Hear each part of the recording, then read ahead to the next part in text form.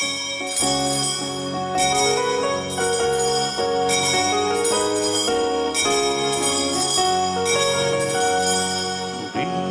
ang Diyos sa banal na templo, purihin siya ng lahat ng tao. Pag-ibig niya ay walang hanggan, hanggang sa araw na to ng pagdiriwang. Pag-ibig niya ay walang hanggan, hanggang sa araw na to ng pagdiriwang. Sa ngalan ng Ama at ng Anak ng Espiritu Santo, Amen.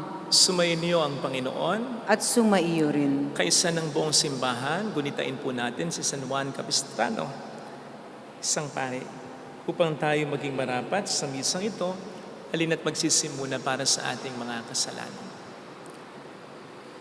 Tayo pong lahat, inaamin ko sa makapangyarihang Diyos at sa inyo mga kapatid, na lubha akong nagkasala sa isip, sa salita at sa gawa, at sa aking pagkukulang.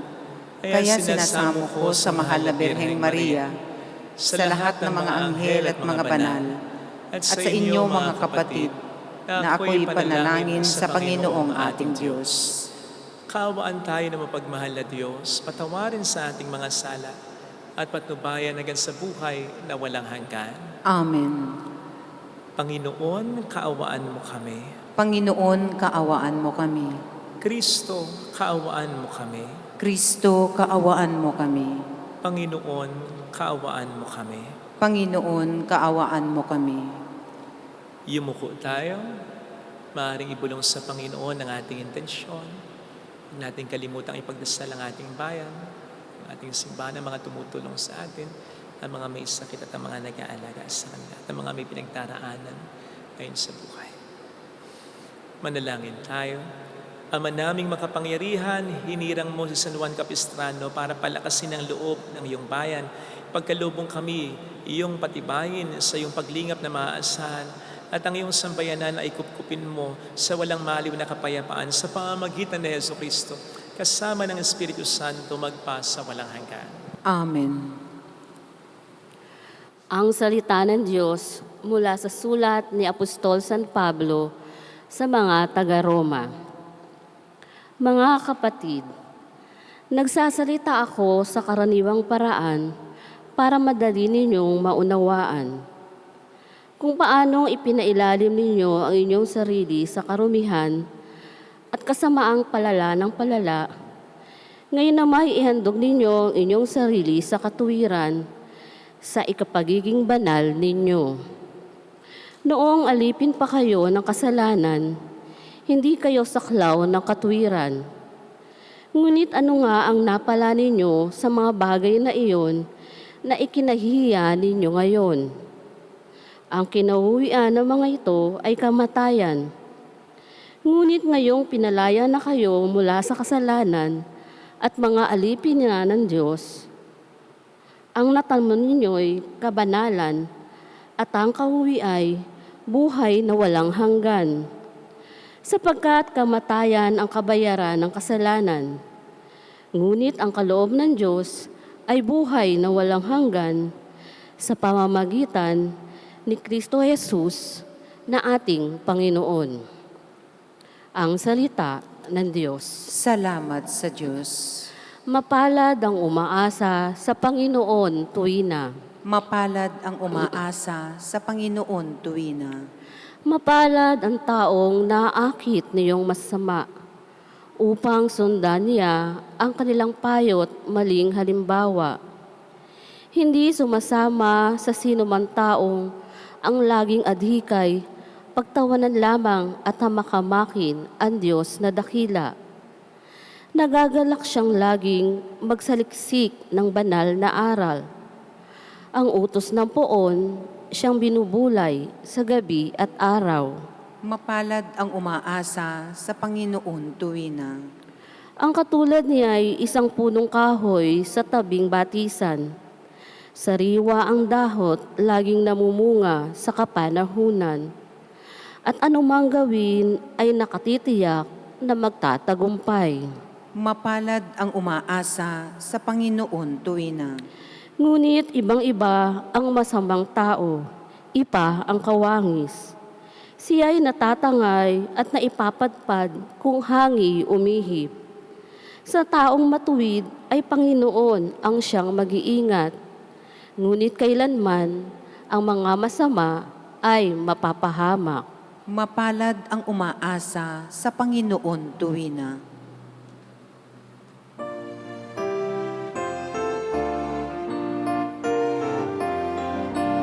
Alleluia, Alleluia, Alleluia, Alleluia,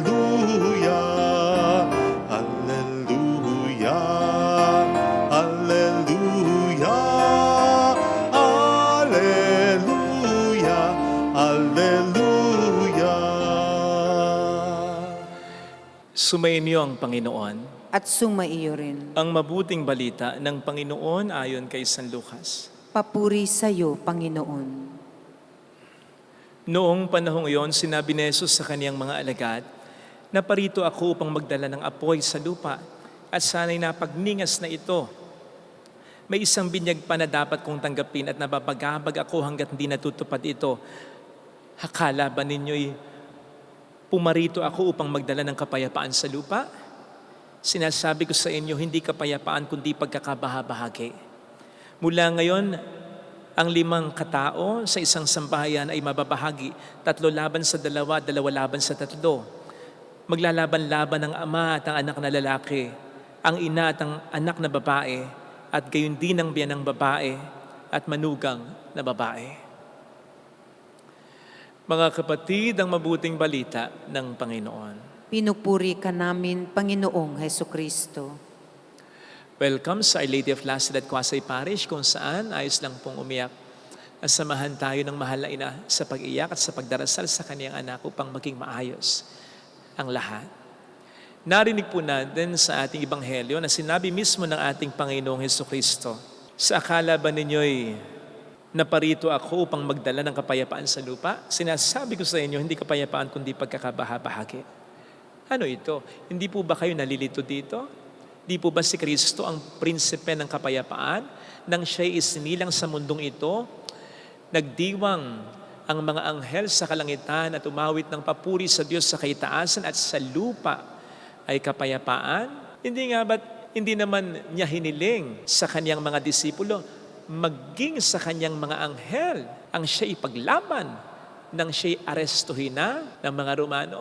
Hindi nga ba't nang siya'y muling nabuhay, ito pa rin ang una niyang bate sa kaniyang mga nagtaksil na mga disipulo, kapayapaan. Jesus is there for a man of peace. And so ano itong sinasabi niya na pagkabahabahagi natin niya? Nakakalito, di ba? Well, sa una, para lang yan yung mga politikong sinasabing hindi raw sila sangkot sa ganito, sa ganon, pero kalabas-labas ng mga ebidensya, tinuturo sila. Para lang din yung mga Pilipino na ayaw daw ng korap, pero korap pa rin ang iboboto at iniidolong politiko. Para lang din yung isang nanay na bago kunan ng literato ang kanyang anak, katakot-takot na sermon, may mura pa. Oh. And then pag-post ng picture ng kanyang anak, nakuha niya, may caption ng, "My everything." My everything? Di ba nakakalito? Pero hindi po ganyan. Dapat ang maging tingin natin sa pahayag ni Kristo ngayon sa Ebanghelyo. Hindi po tayo dapat malito dito sapagkat hindi naman hipokrito ang ating Panginoong Hesukristo. Hindi siya nagsasabi ng isang bagay na kukontrahin din niya kalaunan. No. He is the same yesterday, today, and forever. Ganon ang Diyos at ganon ang ating Panginoong Jesus. So, anong pagkakabahabahagi ang sinasabi niya dito? Well, una, tandaan po natin na ang hatid na kapayapaan ni Kristo sa mundo ay hindi lang kapayapaan ng tao sa tao. Hindi talaga kapayapaan ng buong mundo. In a sense na walang awayan, walang confrontation, walang pagkakabahabahagi. Ang sinasabi ni Kristo ditong hatid niyang kapayapaan, noon pa man ay kapayapaan natin sa Diyos. Our peace with God. Mas mahalaga yan kaysa kapayapaan sa tao. In as much as unang-una, hindi naman mahirap i-please ang Diyos. Gumawa lang tayo ng mabuti, isuko lang natin sa Kanya ang ating sarili. Sumampalataya lamang tayo sa Kanya. Ang tao, dapat gawin upang siya'y mapasaya mo. Nasabi ko nga, hindi naman din consistent. Ngayon masaya, mamaya hindi na. Ngayon bati kayo, mamaya kaaway ka na. At mas mahalaga yung we are at peace with God, kahit na hindi tayo at peace with men. Sapagkat ang sabi nga niya po mismo, ang katakutan natin ay yung nakapaghahatid ng ating kaluluwa sa impyerno. Anyway, ang kapayapaan, again, nahatid ng Panginoon ay for us to become at peace with God. Di po ba sinasabi ng banal na kasulatan na kapag tayo nasa kasalanan, we are enemies of God? At ganoon tayo dati, nung hindi pa tayo nililigtas ng Panginoon. Kaya ito'y ginawa niya ng paraan. Romans 5:1, since therefore we have been justified by faith, we have peace with God through our Lord Jesus. At ito po, yung kapayapaan na sinasabi ng mga anghel ng Kristo ay isilang. Ito po yung kapayapaang sinasabi ng Panginoon sa kanyang mga disipulo matapos na siya'y muling mabuhay. Ito yung kapayapaang hatid ng Panginoon mula noon hanggang ngayon at sa mga susunod pang panahon. Yung tayo'y maging kasundo ng Diyos. Yung tayo'y maging payapa sa piling at sa ating relasyon sa Diyos. Nasa sa atin na lamang po kung hindi tayo tutugon sa kapayapaang ito, kung hindi natin tatanggapin ito, doon po lilitaw ang pagkabahabahagi na sinasabi ng ating Panginoong Hesukristo. Sapagkat we are just either for Him or against Him. We are against Him kung hindi tayo sumusunod sa Kanyang kalooban, kung hindi tayo nasa panig ng katotohanan, kung hindi tayo namumuhay sa kabutihan.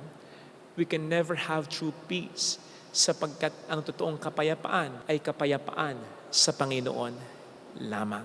Katulad na lamang po dito sa ating bayan, sa pakiramdam ba natin, we are at peace with God? Sa pakiramdam ba natin ay talagang kakampi natin ang Diyos? At tayo talagang nasa sa panig ng Diyos? Parang hindi.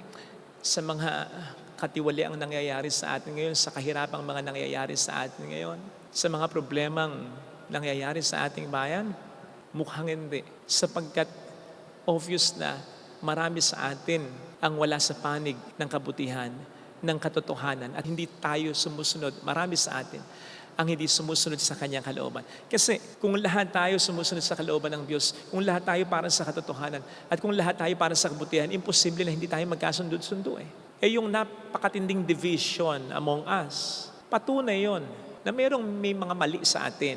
Patunay ito na marami sa atin ang hindi talaga nasa panig ng Diyos, bagamat sabihin nilang sila'y Kristiyano at makadiyos. And this division will be very obvious pagdating ng Diyos. Kung saan, ang sabi niya, paghihiwalayin na niya ang mga trigo at damo, ang mga kambing at tupa, ang mga mabuti at masasamang tao. And when that happens, na obvious na yung division, may mga mag-i-illusion pa raw sa atin, na sasabihin, Panginoon, nangaral po kami, nagpalayas kami naman sa mga espiritu sa pamamagitan ng pangalan niyo. Panginoon, kumain, uminom po kami.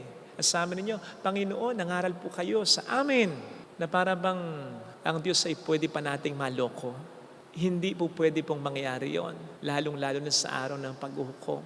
Sapagkat ang sabi nga po ng Panginoon ay walang pakundangan niya sasabihin sa mga hindi mahihirang na mapunta ng kalangitan. Pagkusay mapupunta ng impyerno, lumayo kayo sa akin. Kayong lahat ng mga mapagkawa ng masama, hindi ko kayo nakikilala sapagkat ang tao pwede nating lokohin, maging ang sarili natin, pero hindi ang Diyos na tunay na nakakaalam kung tayo ba ay talagang for Him or against Him. Kaya sana mga kapatid, ngayon pa lang, tanong na natin at magpakatotoo na tayo sa ating sarili kung tayo nga ba ay nasa panig ng Diyos. Na kung darating po siya mamaya at i-divide na niya, tayong mga tao, saan tayo kaya mapupunta? Kasi hindi po porke dahil sa ating relihiyon, hindi po porke ang katuwiran natin ay wala tayong inaargabyadong tao, hindi naman tayo ganong kasamaan, ay nasa panig na talaga tayo ng Diyos. Kamakailan po, last Monday, ay sinabi sa amin ng ating obispo, Bishop Dennis, na maging handa rin po kami. Halimbawa po ay tumama nga ang The Big One. And I believe he wasn't just referring na maging handa kami physically or for our safety. Sa mga tono ng salitaan niya, parang ang mas sinasabi niya ay for us to be prepared spiritually.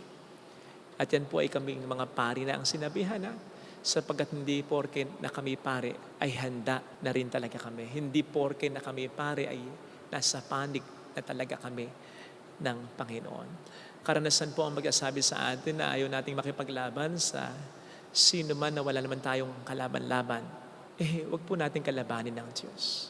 Sapagkat hindi tayo kailanman mananalo sa Diyos. Kaya sana, maaga pa lang ay makipag-reconcile na tayo sa Kanya. Pumanig na po tayo sa Kanya para hindi na tayo masurpresa. Maliwanag po ang sinasabi sa ating unang pagbasa na ang kabayaran ng kasalanan ay kamatayan, pero binibigyan ng Panginoon ang mga nasa kabutihan ng buhay na wala hanggan. Sinusuportahan naman ito ng ating mabuting balitang napakinggan na sabi ng Panginoon ay gusto niyang ang apoy na magdadala ng pagkakabaha-bahagi ay magningas na. Kaya ito ay kinasasabikan din ng Panginoon talaga para magkaalaman na. But by then, hindi naman siya masusurpresa. Ngayon pa lang kasi, alam na niya kung sino ang para sa Kanya. Tanong, alam na din ba natin? Sana. At kung hindi pa, tiyakin natin na sa Kanyang grasya, tayo makapagbago na habang maaga. Ito sana ang hilingin nating biyaya sa ating banal na misa. Ilagay natin ang ating kanang kamay sa tapat ng ating puso.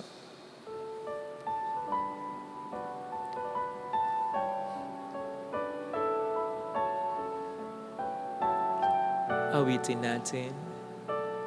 Alam kong may magagawa ang Diyos.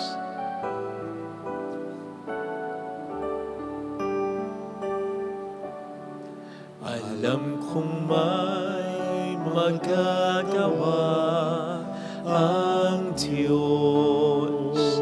Alam kong may magagawa ang Diyos. Walang imposible sa Kanya.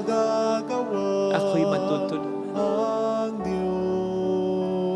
Kung ako'y magtatapat, Kung ako'y magtatapat, sa Kanya'y maglilingkod, sa Kanya'y maglilingkod, alam kong may magagawa ang Diyos. may magagawa ang Diyos. Alam kong di ringgin ng Diyos ang samo ko, Alam kong di sapagkat mahal niya ako. ringgin ng Diyos ang samo ko. Alam kong di ringgin ng Diyos ang samo ko, Alam kong di ringgin ng Diyos sapagkat alam niya ang samo ko. sitwasyon. Kung ako'y magtatapat, Kung ako'y magtatapat, sa Kanya'y maglilingkod, sa Kanya'y maglilingkod. alam kong di ringgin ng Diyos ang samo. Ringgin ng Diyos Pumikit tayo. ang samo ko. Panginoon, tulungan mo akong tunay na sumampalataya, tunay na sumunod sa iyo, tunay na maglingkod sa iyo, tunay kong isuko ang aking sarili sa iyo. Sa puso ko, gusto ko naman din po.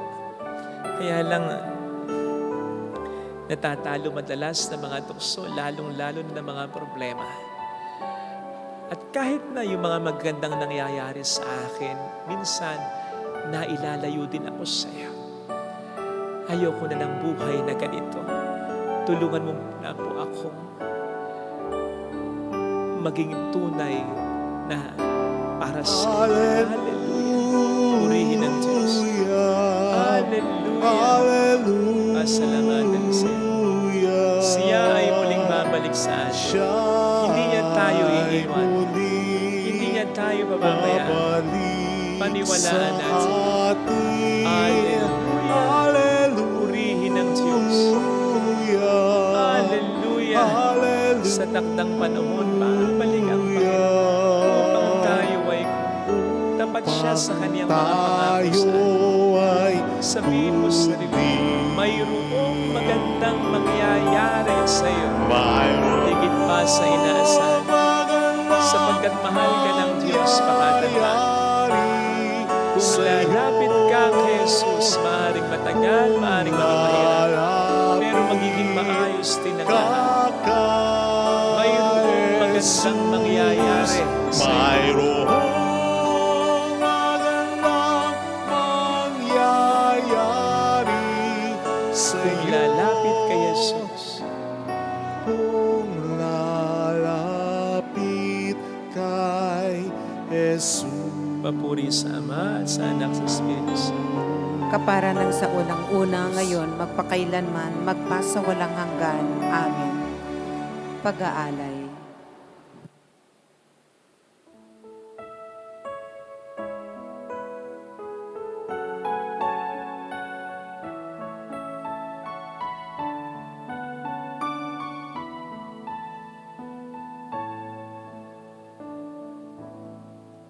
Panginoon, nawa ay tanggapin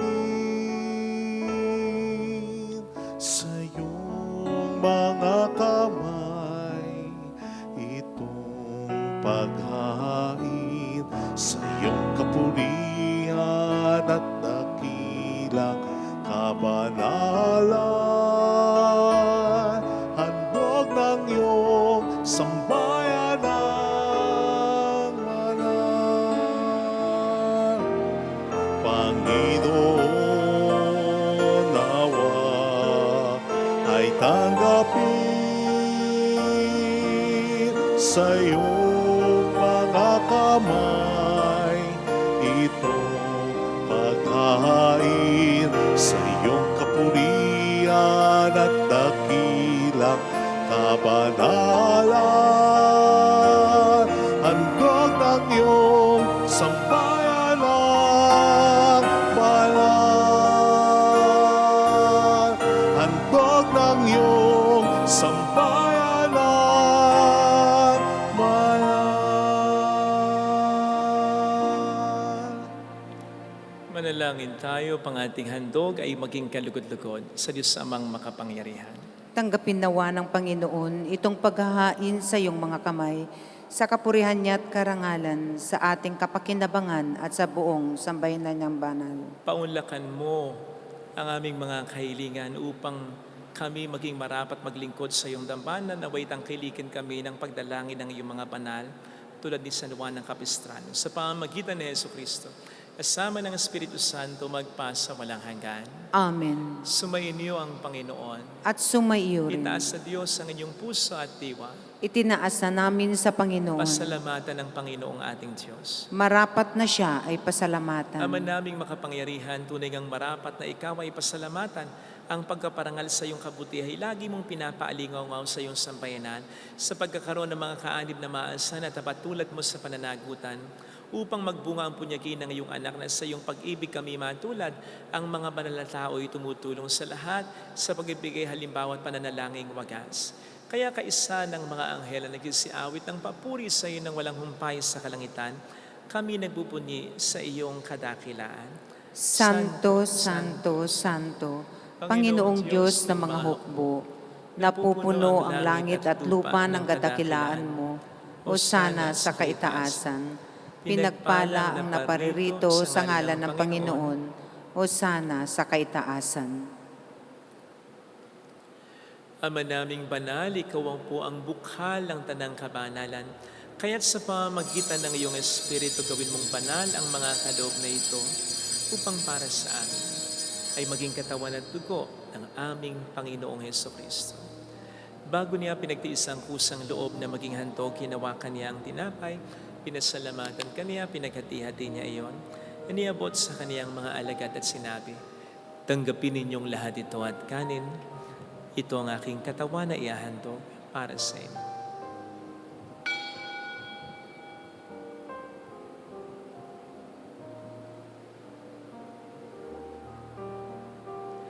Gayun din naman ang matapos ang hapunan, hinawakan niya ang kalis, muli kaniyang pinasalamatan. Iniabot niya ang kalis sa kaniyang mga alagad at sinabi, "Tanggapin ninyong lahat ito at inumin. Ito ang kalis ng aking dugo ng bago't walang hanggang tipan. Ang aking dugo na ibubuhos para sa inyo at para sa lahat, sa ikapagpatawad ng mga kasalanan. Gawin niyo ito sa pag-alala sa akin."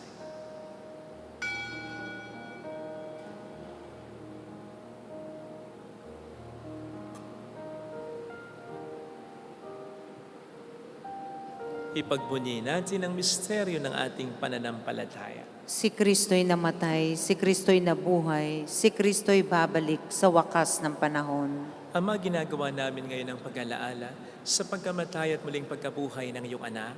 Kaya inialay namin sa iyo ang tinapay ng buhay at ang kalis ng kaligtasan. Kami nagpapasalamat dahil kami iyong minarapat na tumayo sa harap mo para maglingkod sa iyo. Sinasamo namin kami na magsasalo sa katawan at dugo ni Kristo ay mabuklod sa pagkakaisa sa pamamagitan ng Espiritu Santo. Ama, lingapin mo ang iyong simbahang laganap sa buong daigdig, puspusin mo kami sa pag-ibig.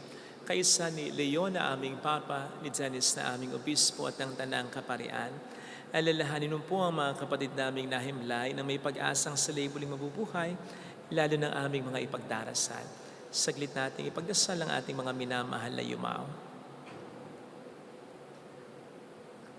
Kaawaan mo sila at patuloyin sa iyong kaliwanagan. Kaawaan mo at pagkingtapatin kaming lahat na makasalo sa iyong buhay na walang wakas. Kaysa ang mahal na Birhen ng Lasalet, ang ina ng Diyos, San Jose ang kabiyak ng kanyang puso. Lahat ng mga banal na namuhay dito sa daigdig ng kalugod-lugod sa iyo, may pagdiwang nawa namin ang pagupuri sa ikararangal mo sa pamamagitan ng iyong anak at aming Panginoong Hesukristo. Sa pamamagitan ni Kristo, kasama niya at sa Kanya, ang lahat ng parangal, papuri ay sa iyo, Diyos amang makapangyarihan, kasama ng Espiritu Santo, magpasawalang hanggan.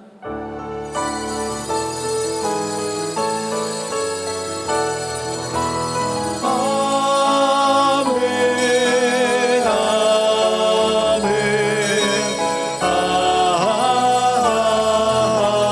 amen. Tumawag tayo sa ating Ama.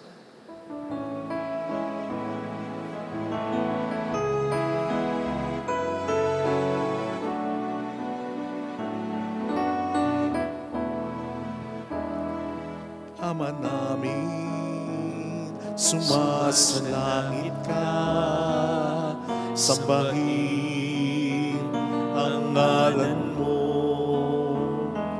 mapasa amin ang kaharian mo, sundin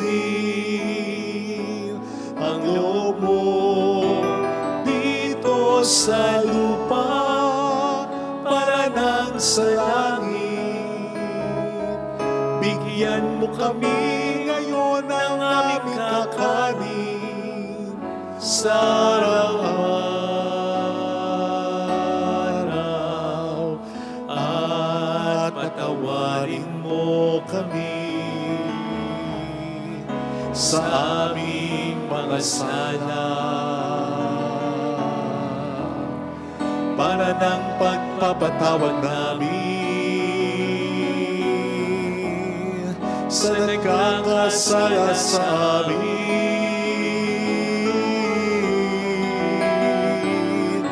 At huwag mo kami ipahintulot sa puso at iadya mo kami sa lahat ng masama.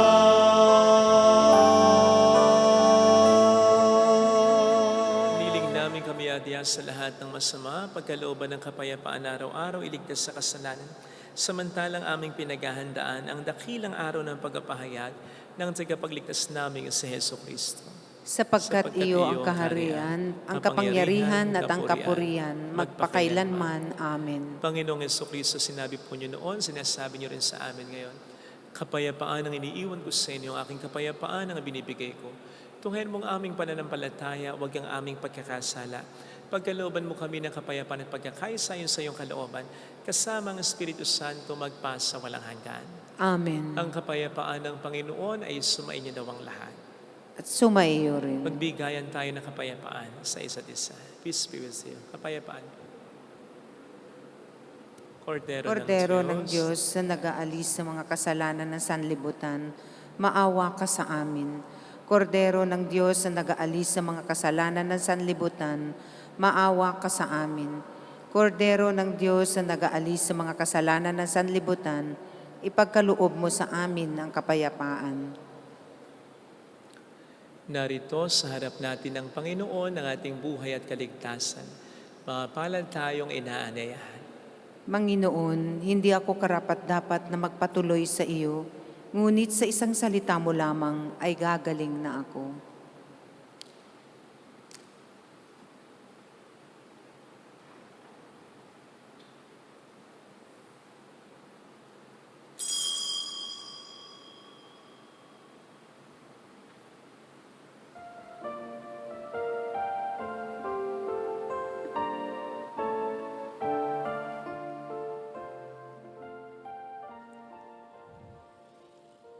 Panalangin para sa espiritual na pakikinabang.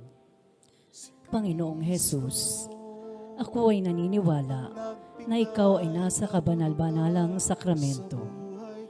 Iniibig kita ng higit sa lahat at ninanasa kong tanggapin ka sa aking kaluluwa. Sapagkat sa mga sandaling ito, hindi kita matatanggap sa sakramento.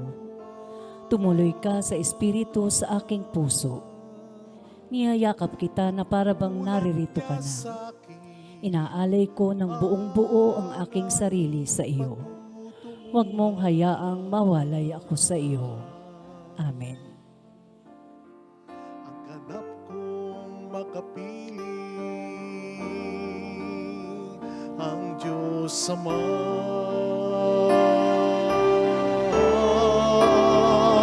Tayo'y kay Kristo, mabuhay man o mamatay, pagkat niyakap niya ang sangkatauhan. Kamatayin nagiging buhay, kung sa Kanya tayo'y nakasalalay. Christi sumus, tayo'y kay Kristo.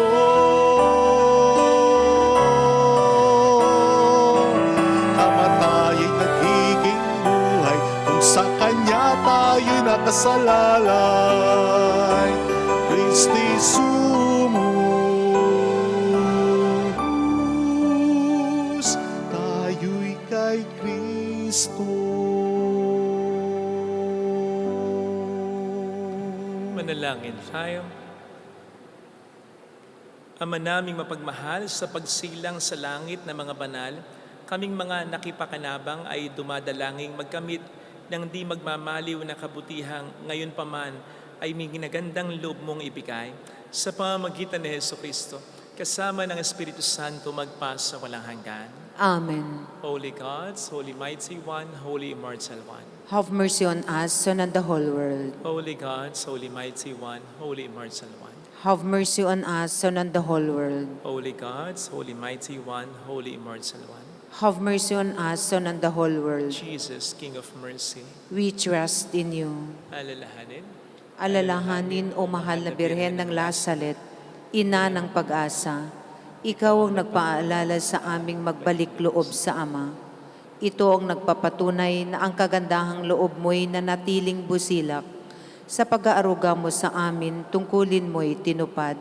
Sa paanan ni Kristo'y tinuring mo kaming mga tunay mong anak. Kaya ninais mong nisay huwag mapahamak. Maging sa iyong walang tigil na pananalangin, pati luhay pumatak. Huwag namang mawalang nasaysay ang iyong paghihirap. Hiling nawa namin sa iyo, o aming inang liyag, na matapos ang pakikibaka namin sa mundong ito at sa pananatili naming tapat kay Kristo, sa kapurihan mo'y makibahagi kaming ganap, upang kung nasaan ka ngayon, ay maparoon din kaming lahat, at ang kaganapan ng kaluwalhatian ng Diyos sa may tuluyang matupad siya nawa. Mahal na Birhen ng Lasalet, tagapagkasundo ng mga makasalanan. Ipanalangin mong walang patid kaming mga dumudulog sa iyo. Marami pong salamat sa inyong pakikisa at sa mga tulong na binibigay po ninyo para makatulong din po tayo sa maraming mga simbahan, chapels, at mga institutions. Salamat po ng marami. Sumayin niyo ang Panginoon. At sumaiyo rin. Pagpalain kayo kasama ang ating pamilya na mapagmahal na Diyos, ng Ama at ng Anak, ng Espiritu Santo. Amen. Umayo tayo sa kapangyarihan at pagmamahal ng Diyos. Salamat sa Diyos.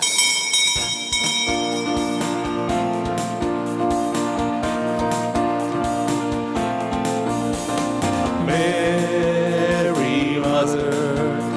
the Lord. Here's a prayer we sing to you. Let your tears sip in our minds and hearts as once they fell at Nazareth. Tell your people how to live again. Tell your people how to sing again. Tell your people how to dance again. Tell your people how to pray again. Mary, Mother of the Lord, here's a prayer we sing to you. Let your tears